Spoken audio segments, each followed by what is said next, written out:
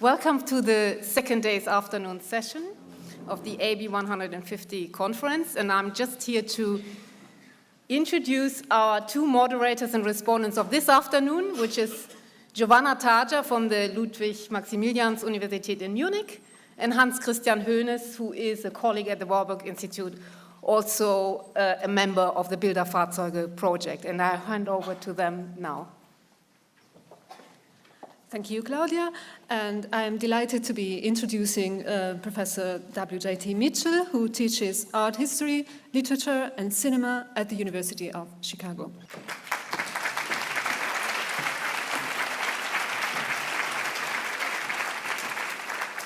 I think we're exactly halfway through this conference, and I feel like I'm at the center of a maelstrom of ideas and don't know my way out. So if this paper seems a little confused, you'll have to forgive me. The inspiration for this whole project, this is part of a project called Seeing Madness, which will deal with a range of topics, including cinema, poetry, opera, dance, and other media in which mental illness is portrayed. And it was inspired by my experience, a very personal experience. My son, Gabriel, struggled with schizophrenia for 20 years. It finally overcame him about 4 years ago, but he left behind a remarkable archive, including films, in which he was attempting to show the experience of schizophrenia from inside and outside. He commissioned me to be his image researcher and to construct what they call in Hollywood a Bible or a builder atlas. They don't call it that, but that's what it is. Hollywood studios have a long practice of constructing atlases before the film even goes into production. The idea being to create the visual world, costumes, sets, props, everything that will appear in the film, to produce a kind of an atlas of a yet-to-be-created world. And in some ways, I think that we've been talking about the promise of Warburg, and that's mainly what my emphasis will be on. It'll be beyond Warburg into the promise and the threat of the whole phenomenology of the atlas, the psychology that goes with it, and especially insofar as the atlas engages directly with mental illness. So I want to not pause over the innumerable representations of mental illness across the media, but to think about a syndrome I want to call iconomania, the effort to create an atlas, a kind of total metapicture of an event, a discipline, a body of knowledge. This is a form of seeing madness in which the emphasis is on the first word of the phrase, which becomes a participle describing the form of madness that's closely related to scopophilia, voyeurism, and a word that I just learned recently, apophenia, the attempt to see the relations among everything, all the Zwischenraum that links one phenomenon to another. It's closely related to what Jacques Derrida called archive fever. I would now call it atlas fever, and it focuses our attention not so much on the archive as on the interface that provides access to the archive, a kind of iconoscape in which multiple images are arrayed and their relations are interpreted. This is especially evident in the contemporary obsession with the database as a form of knowledge, and particularly with the surveillance database as something that needs to be seen and scanned as a totality, not necessarily read in any detail. And I'm sure we've already heard about the phenomenon of distant reading and Franco Moretti. I'm going to talk in just a second about an attempt to see entire cities and the moods of cities at the same time. But first I want to just introduce into our mix three quotations. First, Warburg, who, as we know, was diagnosed with schizophrenia in, I believe, December of 1919, when he was committed to the Binswanger's care as a psychiatrist, and that it's something, this is his remark in a footnote to the lecture which got him out of the asylum. Mankind, or all mankind, is eternally and at all times schizophrenic. I think this is Warburg, of course, emerging from a place where he has been labeled as a singular individual as schizophrenic. And what are we to make of it? Is he generalizing his condition, seeing it as a species condition? It certainly, I think, is a moment when he is channeling the following remark of Nietzsche, which is really the epigraph to the whole book I'm writing. Insanity in individuals is somewhat rare, but in groups, parties, nations, and epochs, it is the rule. And we might add to that list institutions, that institutions go crazy.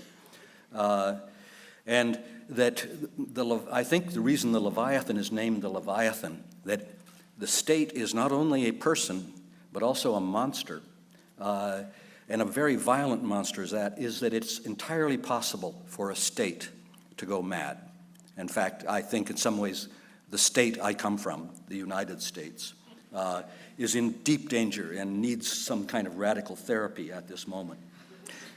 But I don't think we need to wait for Nietzsche to make this point about what we might call mass hysteria, collective madness. Freud also saw it. His commentary on Le Bon and other writers on collective madness made it clear that there's a strange, we think of madness as the exception. It's the thing that is only found in one person. But Nietzsche's remark, I think, is actually empirically true, that it is in the group, in the mass, and even in the organized mass that it becomes the rule. It's a very ancient perception. Schiller already saw it. Every man seen as an individual is tolerably shrewd and sensible. See them in a corpore, and you will instantly find a fool. Or Solon, a single Athenian is a wily fox, but a group of Athenians is a flock of sheep. So let me return to the question of the Builder Atlas as the interface to a database. And I want to show you Lev Manovich's recent project, Self City, for which he received a multi-million-dollar Twitter data grant. The point of this atlas is to estimate the happiness of cities by gathering up all of the selfies taken in a defined period of time, coordinating them with facial algorithms that measure happiness. Don't ask me what those algorithms are, and with other sociological data. I'm not saying this is a crazy project. I do think it's pretty much a pointless one. That is, that it can never tell us anything interesting except that how much money you can get in the business of leveraging big data today.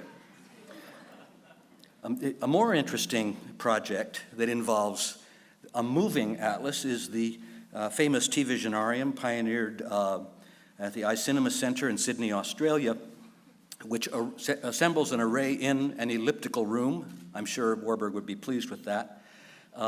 With a controller at the center who can bring any screen forward. And these are all live feeds of television, any programming selection that you want to make.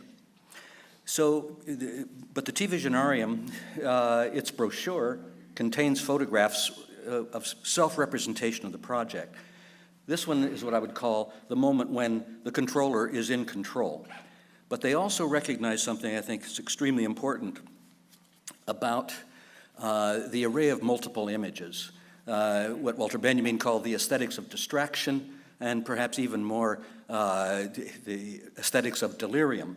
And that's this image, which to me is much closer to registering the actual experience of the T-Visionarium, that is feeling swept up in a whirlpool of images. When images appear in any kind of multiple array, there's always a prior question about the nature of the space in which they appear.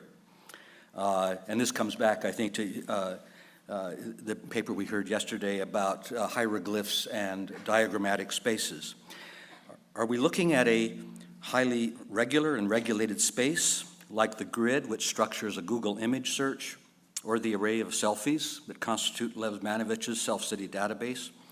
Or is it something more disorderly and mobile, a vortex that reflects the dynamic rearrangement and derangement of the senses that accompanies the attempt to survey multiple images simultaneously? And this opposition was captured, I think, quite nicely in the final minutes of my son's film, Crazy Talk, in which he goes away from documentary, from the pastiche of films about mental illness, into a kind of structuralist interlude in which these two forms appear, accompanied by a choral setting of William Blake's Mad Song.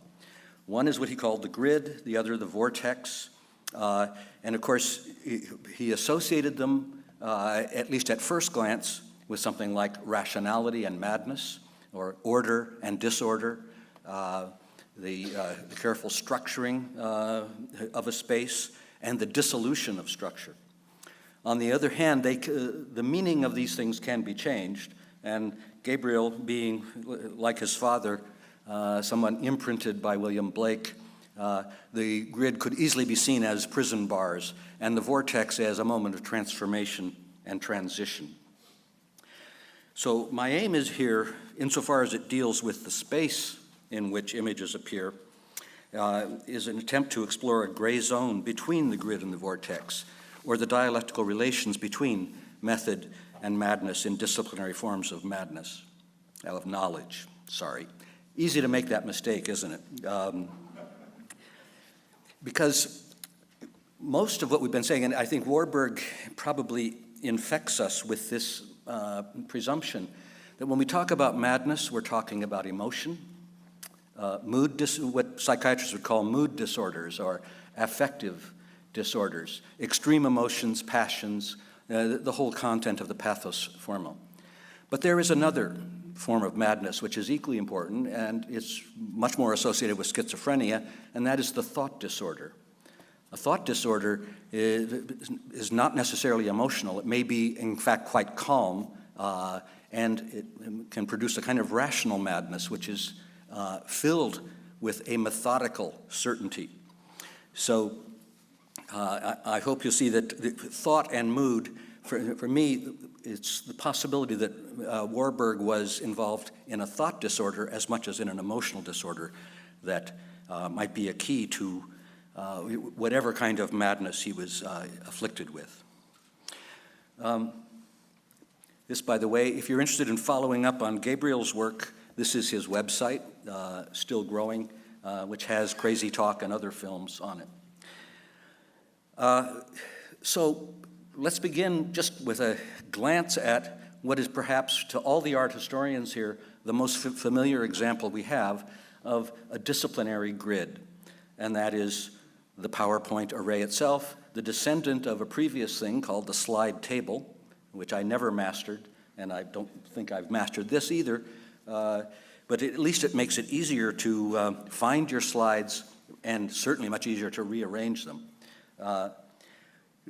Art historians treat this as a kind of a working arrangement. It is only there, and it's supposed to be hidden. I shouldn't be showing this to you. It's very unprofessional. It's to be held behind the scenes so that I can control the sequence of your experience rather than just letting you have it all at once. And unfortunately, I'm not an Aby Warburg who could stand here and jump into these various images and make you see what I see, a certain sequence, a certain thread or yarn that would link them all together. And that's why, in one way, as say one of the founding fathers of art history, Warburg's Mnemosine Atlas, his memory atlas, is a kind of, it's either a forerunner of the digital era when we tend to see things all at once, or it's something before the invention and perfection of the slide lecture. I don't know if he ever showed slides. I take it that these were his main lecture format, simultaneous arrays. So he's both before and after the kind of what we think of as 20th century art history. And in this, he wasn't alone. These were regarded as provisional arrangements. They were supposed to, it's an incomplete project on its way to presumably being a book atlas rather than a builder atlas displayed in an elliptical room. But he certainly had followers who had a lot less anxiety about this sort of project than he did. I think of, for instance, André Malraux's Musée Imaginaire as, in some ways, the carefree Gallic answer to Warburg's Builder Atlas. Malraux dancing on his images, and in this case, even swimming in them.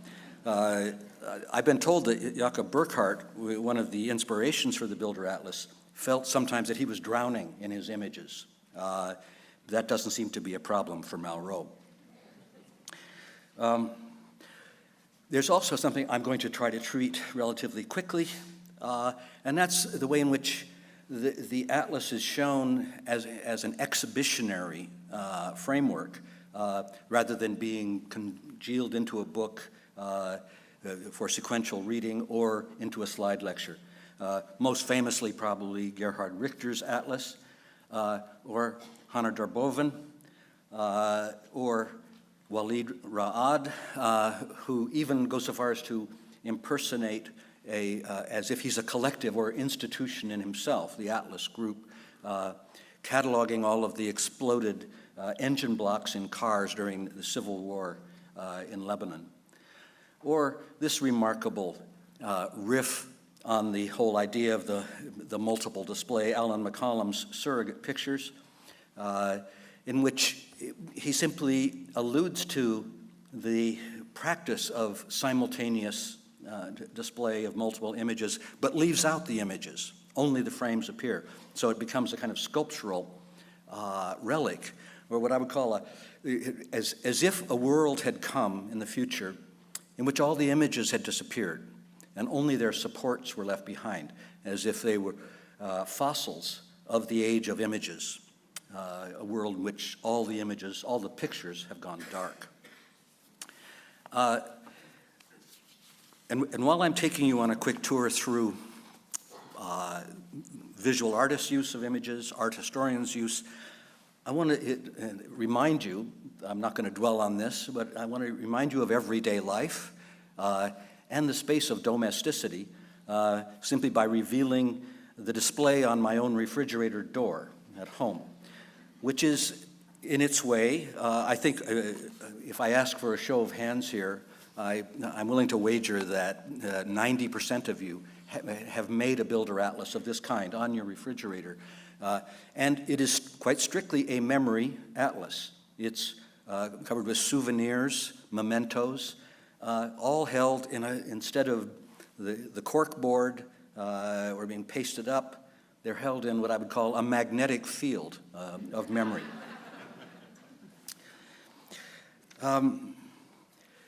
If you were to spend a long time, if you were a detective or a psychiatrist, you could study my refrigerator door and probably find a lot of clues to the family that would assemble this over time.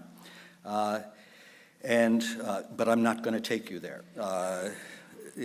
What I want to reflect on, though, is the idea of the clue, and especially the clue as elaborated in Carlo Ginzburg's great book, Clues, Myths, and Historical Method.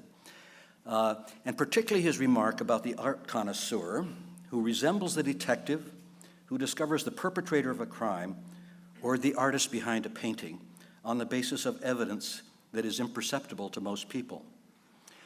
I take it, Warburgians will correct me, but I think Warburg himself was not a connoisseur. That is, he didn't care about identifying the authorship of paintings, and in fact, he wasn't much interested in exhibiting originals.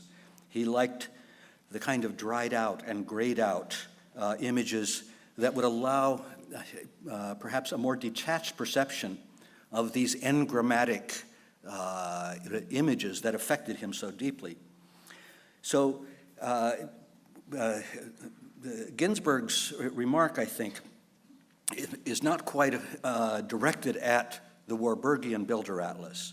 It's more like the atlas of the detective, the evidence wall, or the connoisseur who is looking for clues to the identity behind a picture. So it opens up what I think is a fundamental division, and I really learned this lesson from George D.D. Uberman, a division between two kinds of multiple arrays.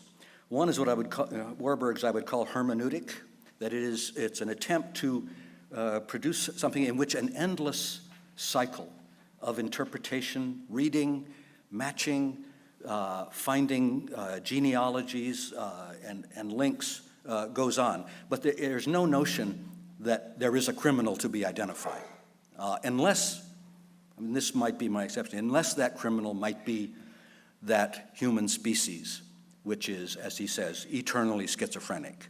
That is, this might be a diagnostic instrument to look at collective madness through the collection of images that portrays the passions of our species and tries to make sense of them. So you might think the other atlas I would call forensic, and it involves reading things not as signs or symbols, but as clues, as traces, like fingerprints, like documents that have a telltale sign in them. Here's Giorgio Agamben on this idea of the hidden pattern in the array. When the hidden pattern has been discovered, it will be, as Agamben says, not a matter of signs and not even a matter of anything that's ever been written down.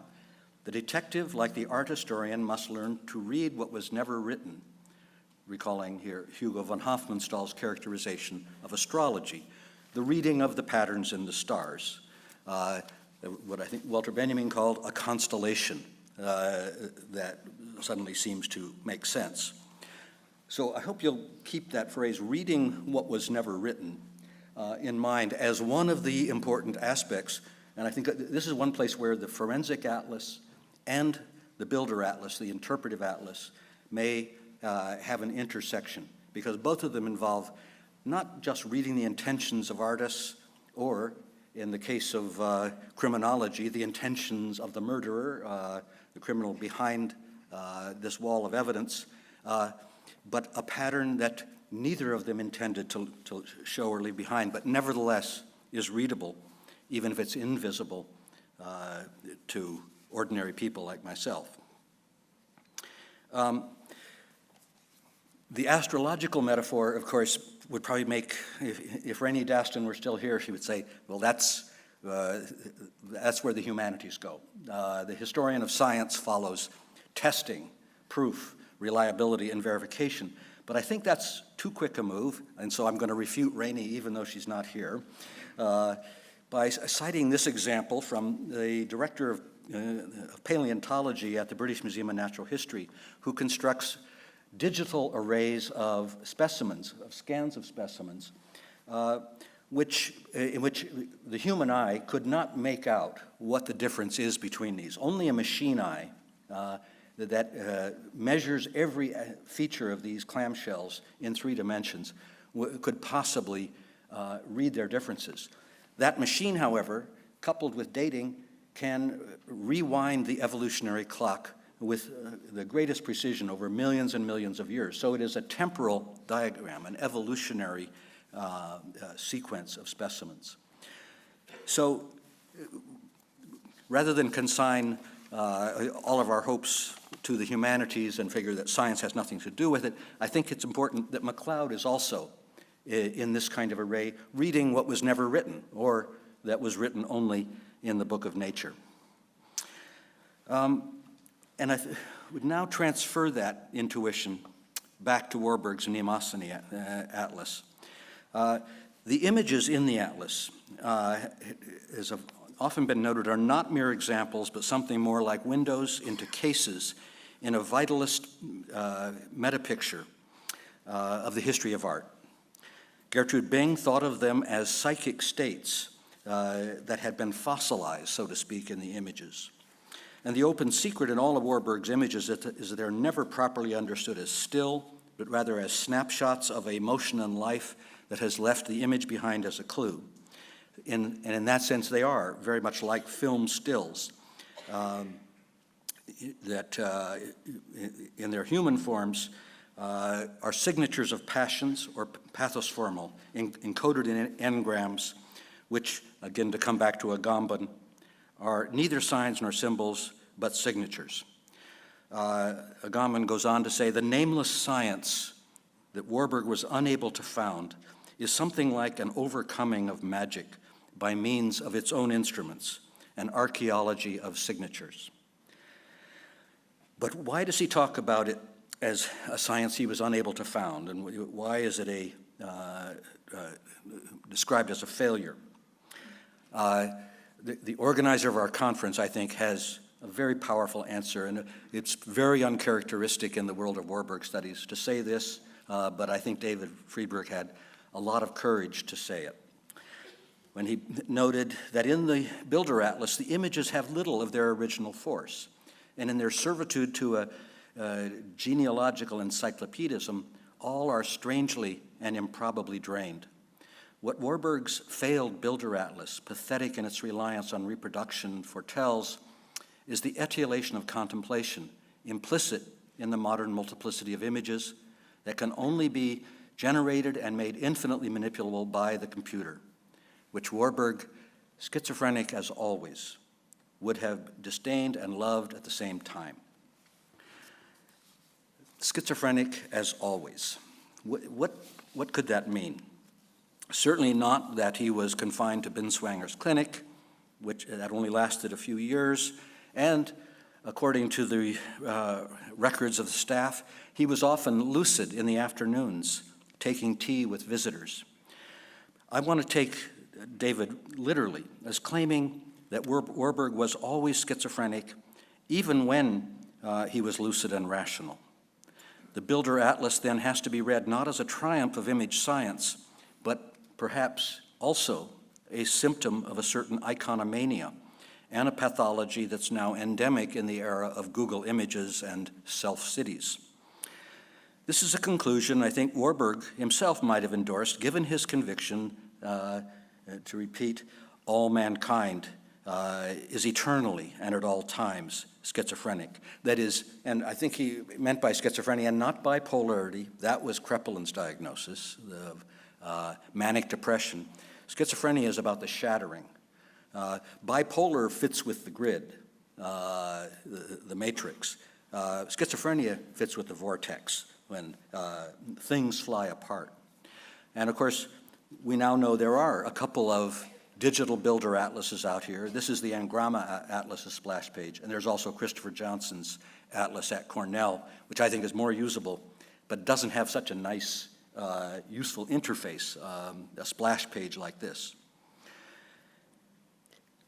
So beyond this, what about the discipline of art history itself? Could Warburg's schizophrenia indicate an occupational hazard of the discipline, profession he helped to found, namely art history itself?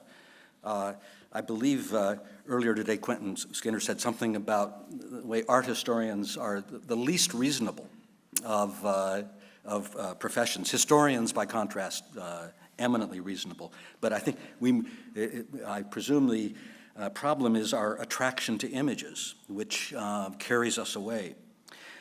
Georges Didi Uberman has said something very close to this in his remark on the knowledge montage created by the Builder Atlas. He says, to create a knowledge montage was to reject the matrices of intelligibility, to break through the age-old guardrails. This movement with its new allure of knowledge created the possibility of vertigo. The image is not a closed field of knowledge, it's a whirling centrifugal field. It's not a field of knowledge like any other.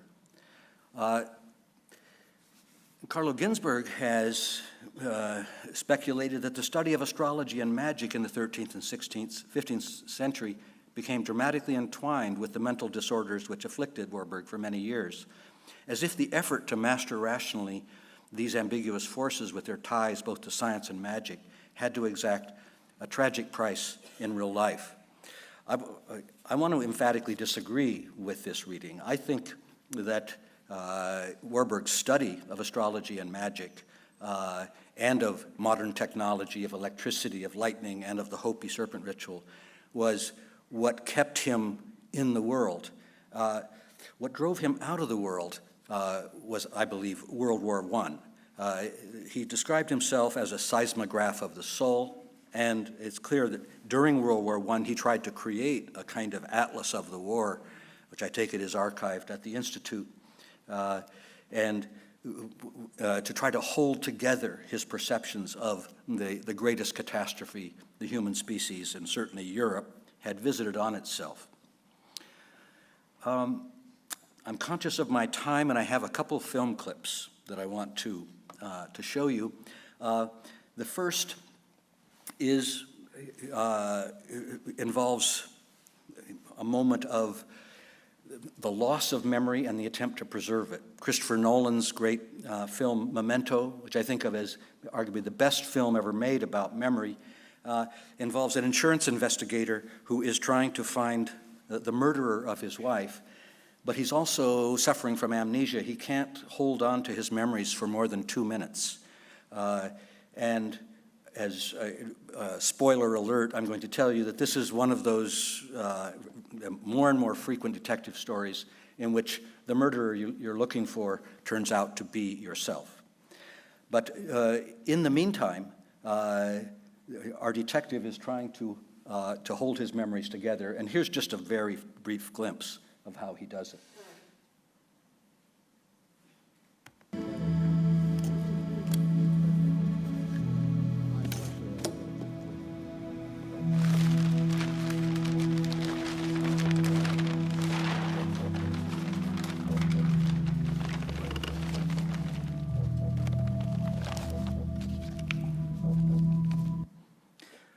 The Polaroid photo that the detective is putting up on the road map is simply a photo of the motel where he's living. It's as if he can't even remember where he is. And so his Mnemosine Atlas is a kind of survival technique just to keep him oriented. Memento is part of a long series, I think, a very interesting series of recent what are called detective procedural or crime procedural films and television shows in which almost inevitably a form of the forensic builder atlas appears.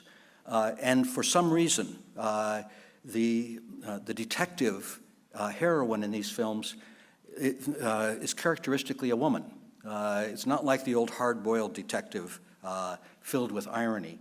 The new detective is often pregnant, as in the Fargo series, or as in The Bridge, she is catatonic, victim of post-traumatic stress disorder, who's been a very good detective as a result of that because she has no affect.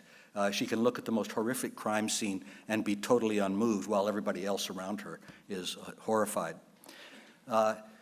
Or the True Detective first season, in which the Nietzschean detective, deeply ironic, sardonic about crime, but also completely obsessed with solving a serial killer's, the evidence left behind by a serial killer, that he assembles it so perfectly that it imitates the ritual space of the crime scene itself, leading all of his colleagues to suspect that he is actually the serial killer.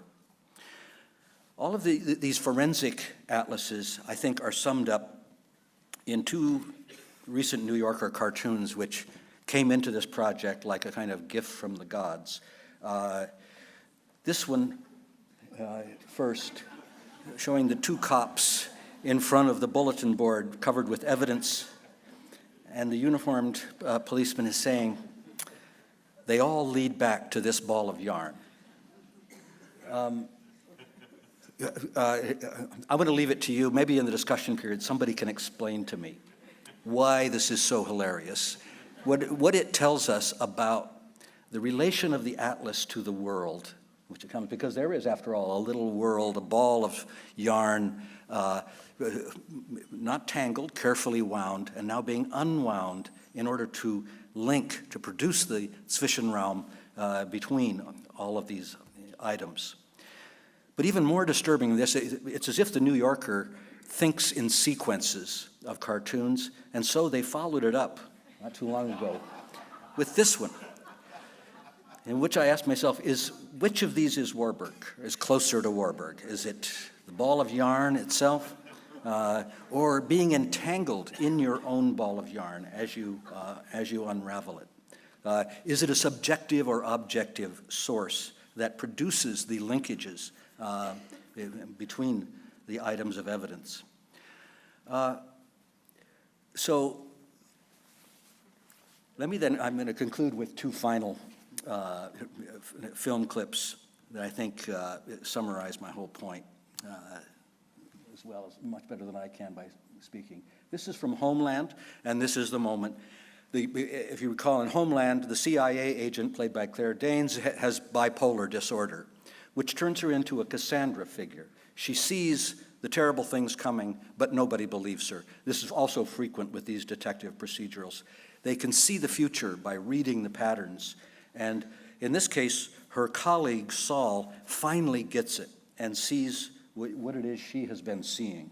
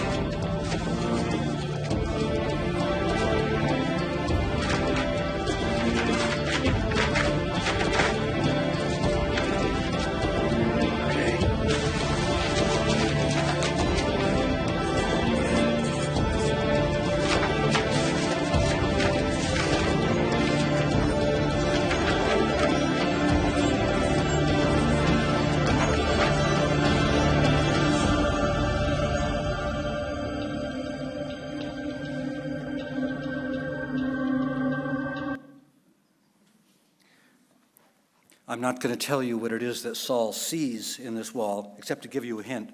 What he sees is what is not there, and that's what tells him the story that he's been trying to unpack.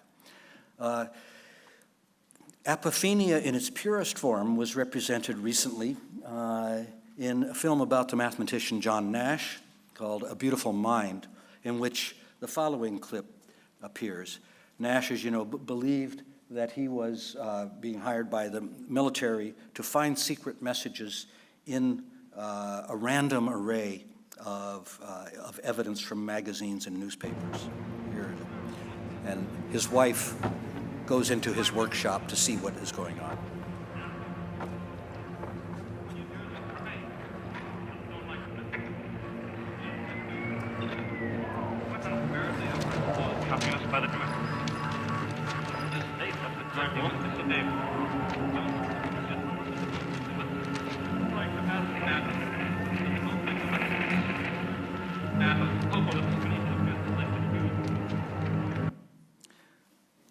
Now, oops, sorry about that. Got one more thing to show you.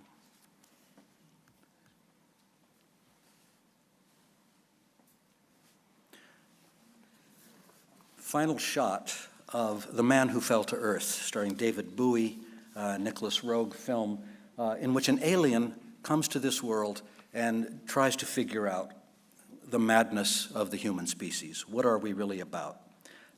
And after watching lots and lots of television day after day and drinking lots of vodka, he's reduced to a state of catatonia. He realizes we are a mad species, and the alien just can't figure us out.